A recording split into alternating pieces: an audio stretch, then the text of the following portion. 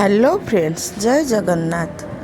यहाँ आप भावुं कि दुकान किणिक आनी ना ना जमा नुहे मुझा को घरे तैयारी करी भल होता बोली मु भाविली सांग मानक भी सेयार करनेबी।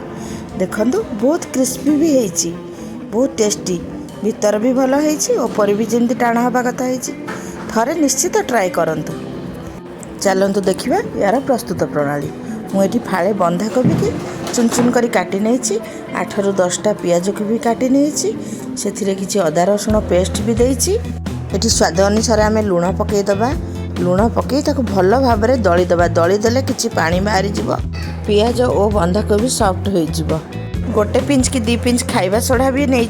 पियाज और बंधाकोबी जो पानी बाहरला आम से परिमाण में बेसन पकई चकटिबा। बेसन रे किसी कॉर्नफ्लोर देती क्रिस्पी हवापाईका। आपड़ से जमा भी भूलें, टिके कॉर्नफ्लोर देले क्रिस्पी और क्रंची रहे।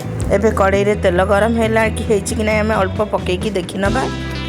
देखु आउ टिके तेल ये गरम हम ठीक से हैनी, मुझे समय अपेक्षा कली। ये देखु एबे पकईली एमती चेपा चेपा कि आपड़ जो सेप्रे चाहिए पकई पारे।